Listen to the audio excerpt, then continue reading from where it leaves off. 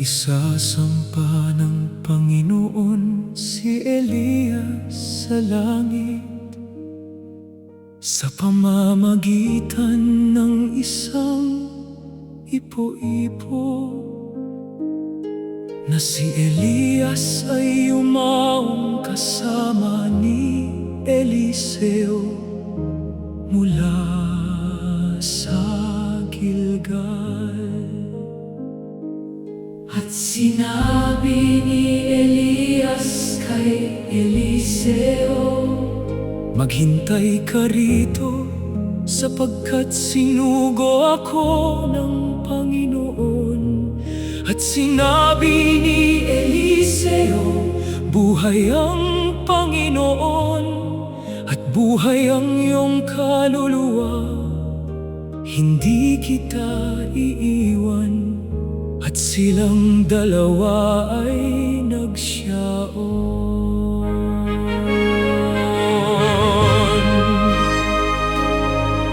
At kinuha ni Elias ang kaniyang balabal at tiniklop at hinampas ang tubig, at nahawi dito at doon, na anupat silang dalaway nagsidaan sa tuyong lupa. At sinabi ni Elias kay Eliseo, hingin mo kung ano ang gagawin ko sa iyo bago ako ihiwalay sa iyo. At sinabi ni Eliseo, isinasamo ko sa iyo na ang iba yung bahagi ng iyong diwa ay sumakin. At nangyari, samantalang sila'y nagpapatuloy at nagsasalitaan, na narito napakita ang isang karong apoy at mga kabayong apoy na naghiwalay sa kanilang kapwa. At si Elias ay sumampa sa langit sa pamamagitan ng isang ipo-ipo. At nakita ni Eliseo at siya'y sumigaw, Ama ko, mga karo ng Israel at mga ngabayo niyan. Kinuha rin niya ang balabal ni Elias na nahulog sa kaniya, at siya'y bumalik at tumayo sa tabi ng pangpang ng Jordan. At kanyang kinuha ang balabal ni Elias na nahulog sa kaniya, at hinampas ang tubig. at sinabi, Saan nandoon ang Panginoon, ang Diyos ni Elias? At nang kaniyang hampas naman ang tubig, ay nahawi dito at doon, at si Eliseo ay tumawid. At nangyari, samantalang sila'y nagpapatuloy at nagsasalitaan, na narito napakita ang isang karong apoy at mga kabayong apoy na naghiwalay sa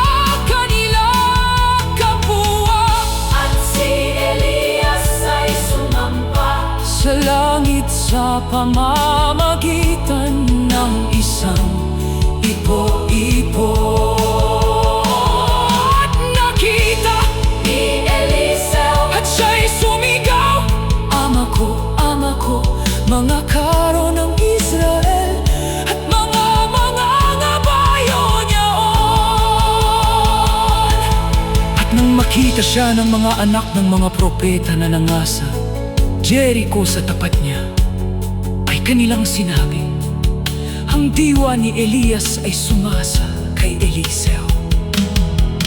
At sila'y nagsyaon na sinalubong siya. At sila'y nangagpadira pa sa lupa sa harap niya. At siya'y naparoon sa bukal ng tubig at nagsabi, ganito ang sabi ng Panginoon, aking pinabuti ang tubig na ito. Saan nandoon ang Panginoon, ang Diyos ni Elias?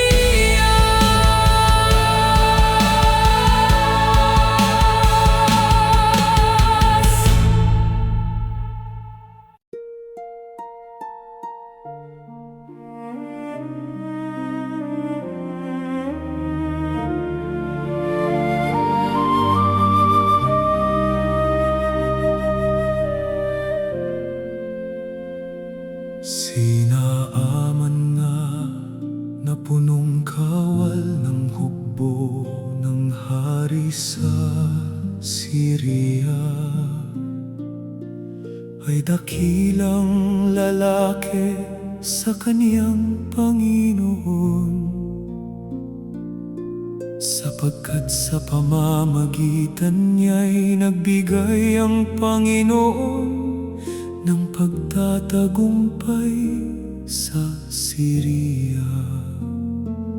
Siya rin na may malakas na lalaki na may tapang, ngunit may keto.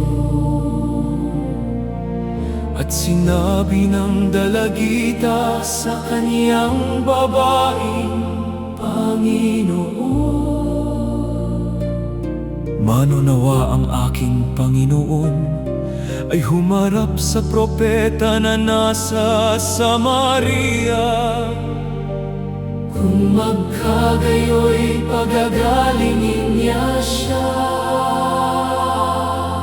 At nagsugo si Eliseo na nagsabi,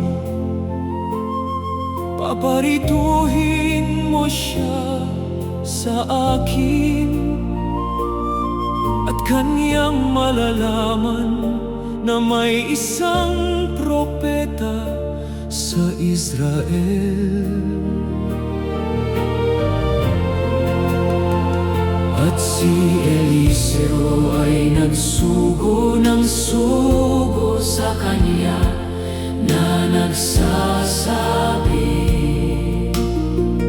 ikaw ay yumaon at maligo sa Jordan na makapito, at ang iyong laman ay sasauli sa iyo, at ikaw ay magiging malinis. Nang magkagayo'y lumusong siya at sumukbong makapito sa Jordan, ayon sa sabi ng lalaki ng Diyos. At ang kaniyang laman ay nagsauling gaya ng laman ng isang munting bata, at siya'y naging malinis. At siya'y bumalik sa lalaki ng Diyos at nagsabi, narito ngayon aking talastas na walang Diyos sa buong lupa kundi sa Israel. At ang kaniyang mga lingkod ay nagsilapit at nagsipagsalita sa kaniya at nagsabi, Ama ko, kung ipinagawa sa iyo ng propeta ang anumang mahirap na bagay, hindi mo ba gagawin? Gaano nga kung sabihin niya sa iyo, ikaw ay maligo at maging malinis. Sinabi ni Naaman, buhat ngayon ay hindi maghahandog ang iyong lingkod ng handog na susunugin o hain man sa ibang mga Diyos, kundi sa Panginoon. Nang magkagayoy, lumusong siya at sumubong makapito sa Jordan. Ayon sa sabi ng lalaki ng Diyos, at ang kaniyang laman ay nagsauling gaya ng laman ng isang munting bata, at siya'y naging malinis, at siya'y bumalik sa lalaki ng Diyos at nagsabi, narito ngayon aking talastas na walang Diyos sa buong lupa kundi sa Israel. Ngunit kanyang sinabi, buhay ang Panginoon, na nakatayo ako sa harap niya. Wala akong tatanggapin. Isinasamo ko sa iyo na tanggapin mo ang kaloob ng iyong lingkod. Ngunit siya'y tumanggi at sinabi niya sa kanya, ikaw ay yumaong payapa, sapagkat ang Panginoon ang nagbigay ng kagalingan at hindi ang tao. Walang Diyos sa buong lupa kundi sa Israel.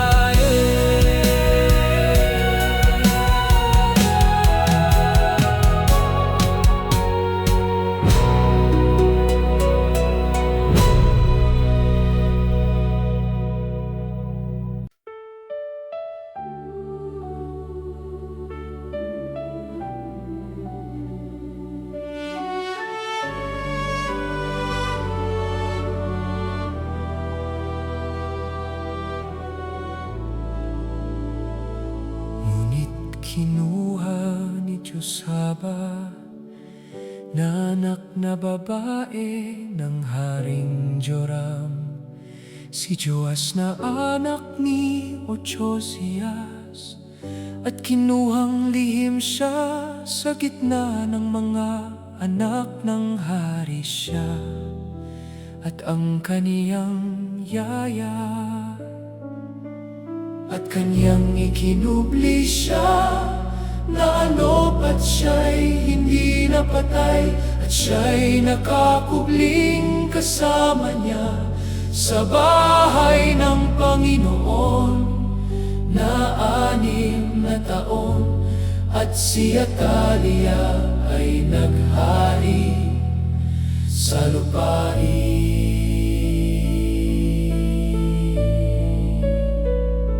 At nang ika-7 taon, si Joiada ay nagsugo, at siya'y nakipagtipan sa kanila.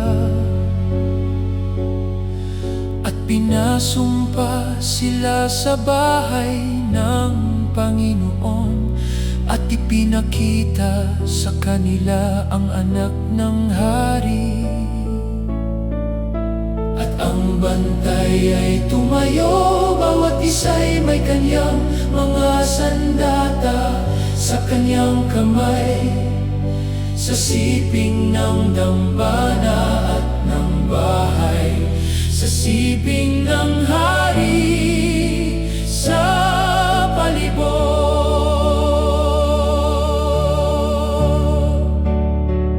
Nang magkagayoy, nilabas niya ang anak ng hari, at inilagay niya ang putong sa kanya, at binigyan siya ng patotoo at ginawa nila siyang hari at pinahiran siya ng langis at kanilang ipinakpak ang kanilang mga kamay at nagsipagsabi, mabuhay ang hari. At si Joyada ay nakipagtipan sa Panginoon at sa hari at sa bayan na sila'y magiging bayan ng Panginoon.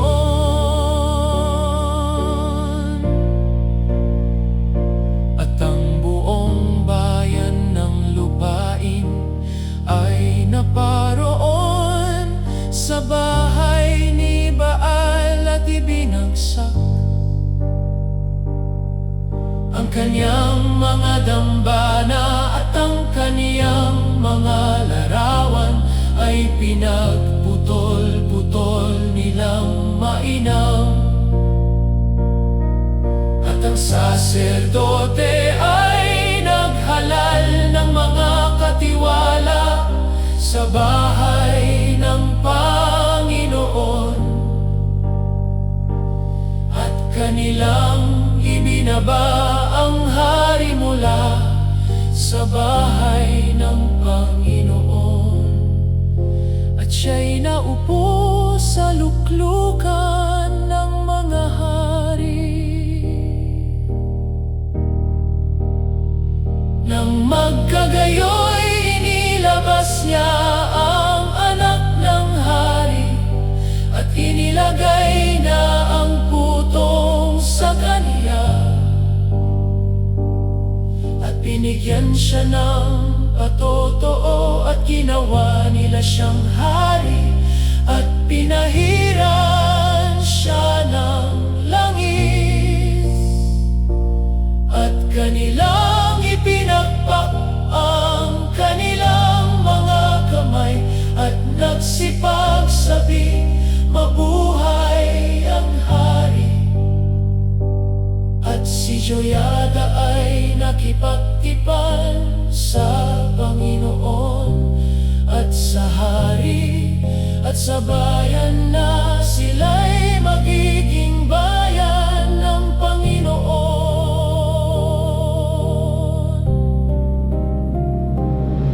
Sa gayoy ang buong bayan ng lupain ay nagalak at ang bayan ay tahimik. Si Joas ay may 7 taon nang magpasimulang maghari. At ginawa ni Joas ang matuwid sa harap ng Panginoon sa lahat ng kaniyang mga kaarawan na itinuro sa kaniya ni Joyada na saserdote. At kanyang hinusay ang bahay ng Panginoon. Sila ay magiging bayan ng Panginoon.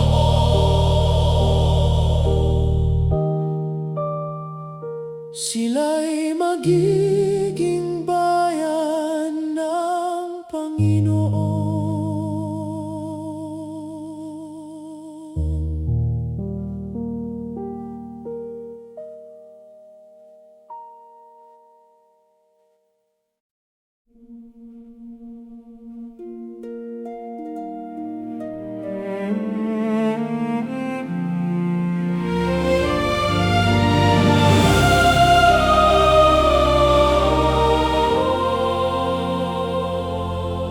Si Joachas ay dumalangin sa Panginoon at dininig siya ng Panginoon,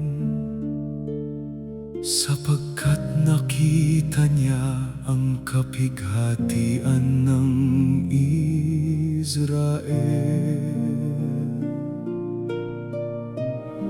At binigyan ng Panginoon ng Israel ng isang tagapagligtas na ano pat sila'y nagsilabas na mula sa kamay ng mga taga-Syria.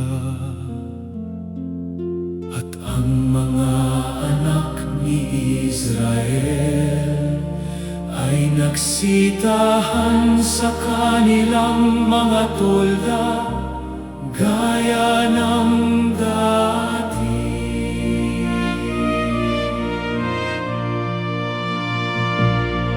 Si Eliseo nga ay nagkasakit ng sakit na kaniyang ikinamatay.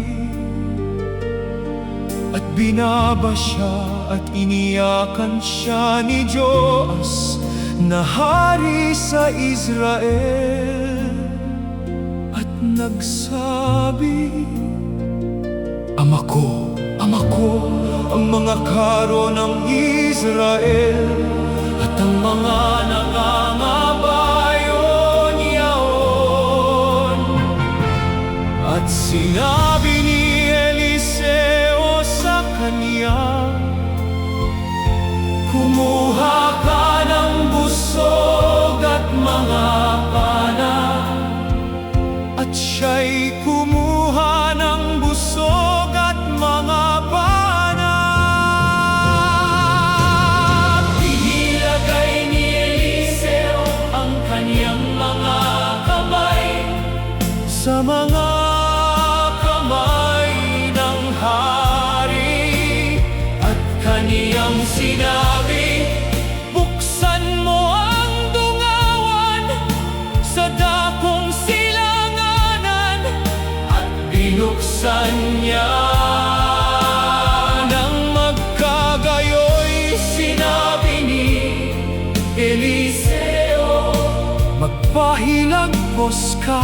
At siya'y nagpahilagpos. At kaniyang sinabi, ang pananga ng pagtatagumpay ng Panginoon. Sa makatuwid bagay ang pananang pagtatagumpay sa Syria. At namatay si Eliseo at kanilang inilibing siya. At nangyari samantalang kanilang inililibing ang isang lalaki na kanilang inihagis ang lalaki sa libingan ni Eliseo. At pagkasagi ng tao ng mga buto ni Eliseo, siya'y nabuhay uli at tumayo sa kaniyang mga paa. At inilagay ni Eliseo ang kaniyang mga kamay sa mga kamay ng hari. At kaniyang sinabi, buksan mo ang dungawan sa dakong silanganan. At binuksan niya. Nang magkagayoy, sinabi ni Eliseo, magpahilagpos ka. At siya'y nagpahilagpos. At kaniyang sinabi, ang pananga ng pagtatagumpay ng Panginoon. Sa makatuwid bagay ang pananang pagtatagumpay sa Syria. Ngunit ang Panginoo'y naawa sa kanila at nahabag sa kanila. At kaniyang pinakundanganan sila dahil sa kaniyang tipan kay Abraham, kay Isaac at kay Jacob. At hindi nilipol sila o pinalayas man sila sa kaniyang harapan. Ang Panginoon ay mapagbiyaya at puspos ng habag. Ang Panginoon naawa sa kanila dahil sa kaniyang tipan.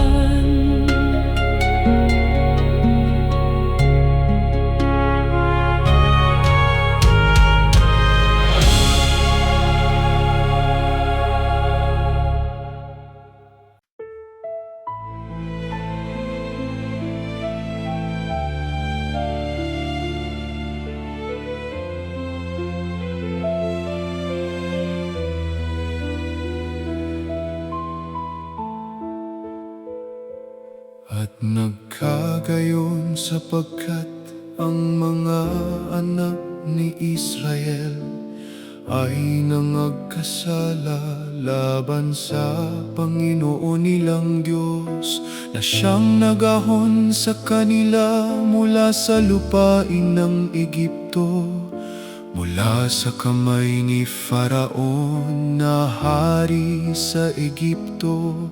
At sila'y natakot sa ibang mga Diyos at lumakad sa mga palatuntunan ng mga bansa na pinalayas ng Panginoon sa harap ng mga anak ni Israel.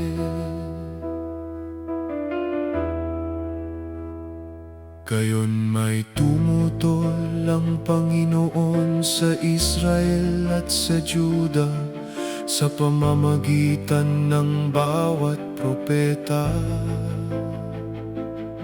at ng bawat tagakita na sinasabi, iwan ninyo ang inyong masasamang lakad at ingatan ninyo ang aking mga utos at ang aking mga palatuntunan ayon sa buong kautusan na aking iniutos sa inyong mga magulang at aking ipinadala sa inyo sa pamamagitan ng aking mga lingkod na mga propeta.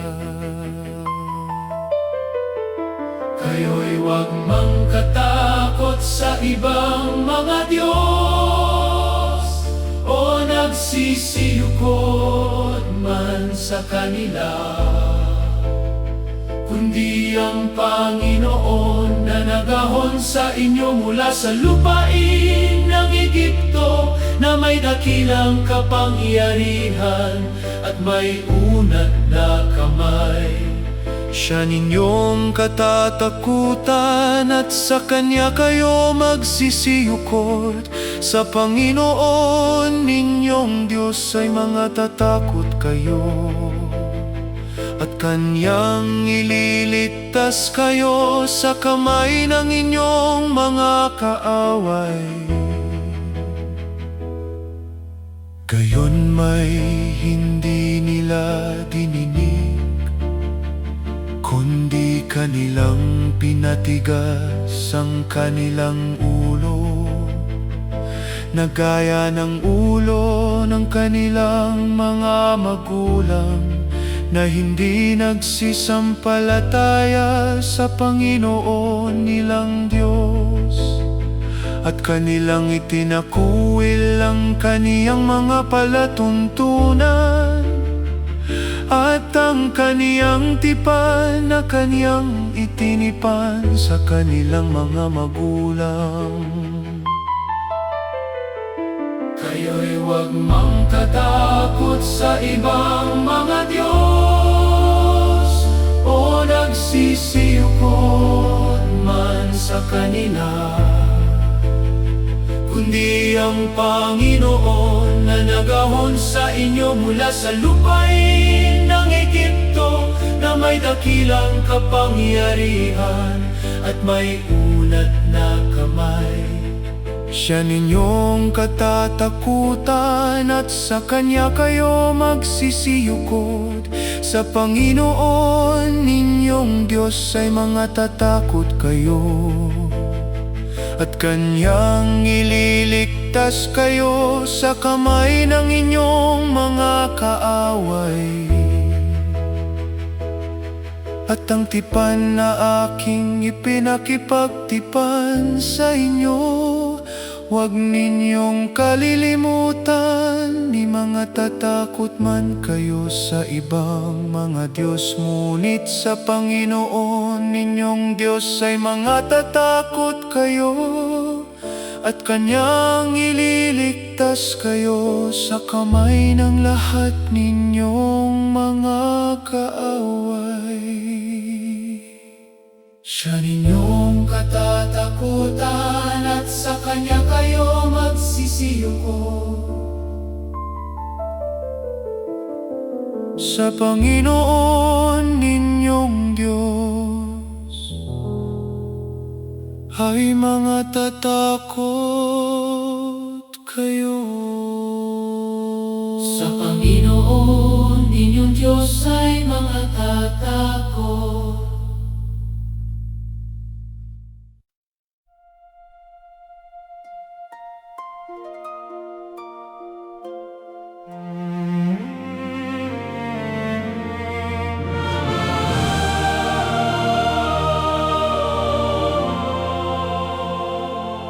At nangyari nang mabalitaan ng Haring Ezechias, ay hinapak niya ang kaniyang mga suot at nagbalot ng kayong magaspang, at pumasok sa bahay ng Panginoon. At tinanggap ni Ezechias ang sulat sa kamay ng mga sugo, at binasa, at pumanhik si Ezechias sa bahay ng Panginoon, at iniladlad sa harap ng Panginoon.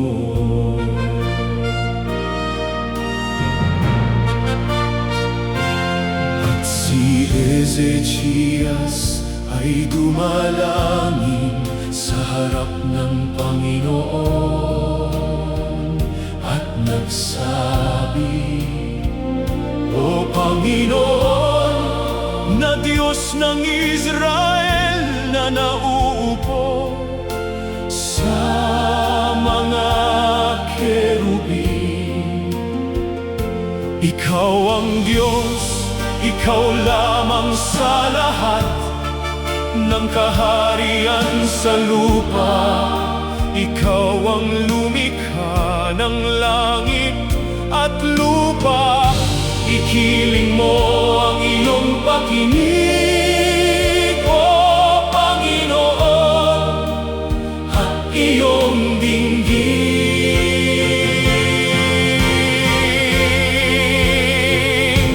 Ngayon nga, O Panginoon naming Diyos, iligtas mo kami sa Kanyang kamay, upang makilala ng lahat na kaharian sa lupa, na Ikaw ang Panginoong Diyos, Ikaw lamang.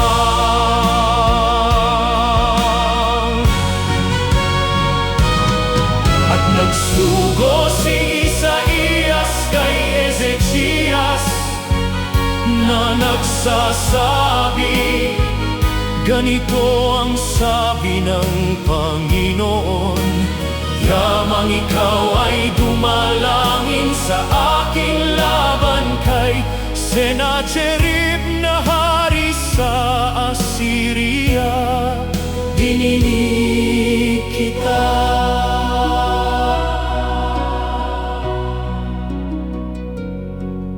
Ganito ang sabi ng Panginoon tungkol sa hari sa Assyria. Siya'y hindi paririto sa bayang ito, o magpapahilagpos man ng panarian. Nihaharap man siya riyan na may kalasag, sa daang kanyang pinanggalingan, doon din siya babalik at hindi siya darating sa bayang ito. Sabi ng Panginoon,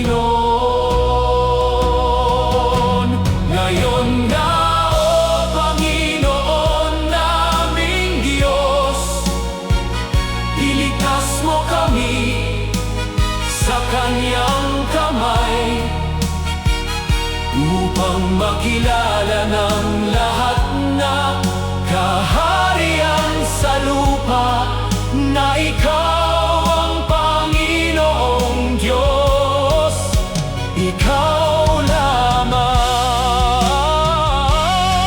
At nagsugod Si Isaías kay Ezechias, kay Ezechias na nagsasabi, ganito ang sabi ng Panginoon, yamang ikaw ay dumalangin sa akin laban kay Sennacherib na hari sa Assyria. Dininig kita, sapagkat aking ipagsasanggalang ang bayang ito upang iligtas. Dahil sa akin at dahil sa aking lingkod na si David. Sa kayo'y umalis si Sennacherib na hari sa Assyria, at yumaon at bumalik at tumahan sa Ninive.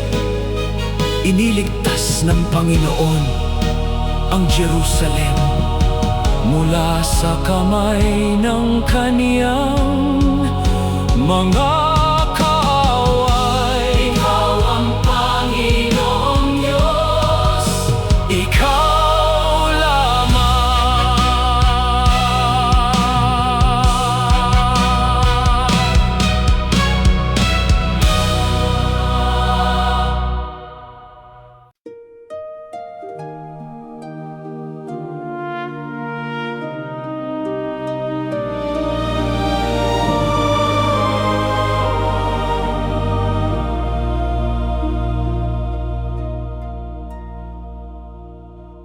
Si Josias ay may 8 taon nang magpasimulang maghari, at siya'y gumawa ng matuwid sa harap ng mga mata ng Panginoon, at lumakad sa buong lakad ni David na kaniyang magulang, at hindi lumiko sa kanan o sa kaliwa, at sinugo ng hari si Sapan na kalihim sa bahay ng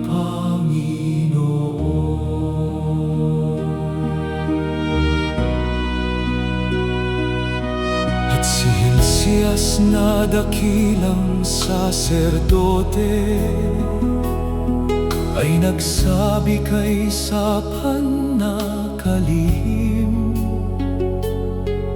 aking nasumpungan ang aklat ng kautusan sa bahay ng Panginoon. At ibinigay ni Hilcias ang aklat kay Sapan, at kaniyang binasa, at pinasa ni Sapan sa harap ng hari. At nangyari nang marinig ng hari ang mga salita ng aklat ng kautusan, na kaniyang hinapak ang kaniyang suot, sapagkat ang iyong puso ay malumanay, at ikaw ay nagpakababa sa harap ng Panginoon, nang iyong marinig ang aking sinalita.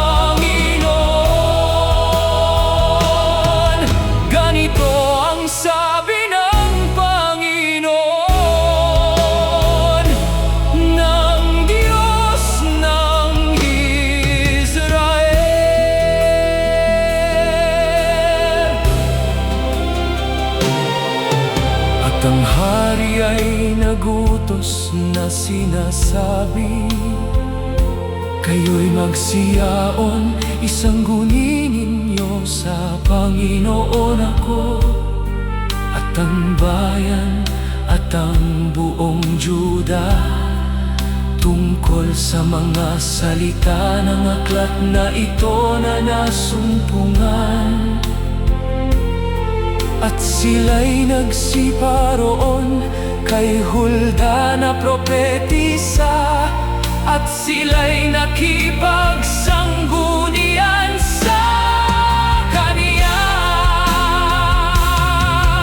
sapagkat ang iyong puso ay malumanay, at ikaw ay nagpakababa sa harap ng Panginoon, nang iyong marinig ang aking sinalita, at hinapak mo ang iyong kasuotan, at tumiyak sa harap ko, ay dininig naman kita, sabi ng Panginoon. Ganito ang sabi ng Panginoon, ng Diyos ng Israel.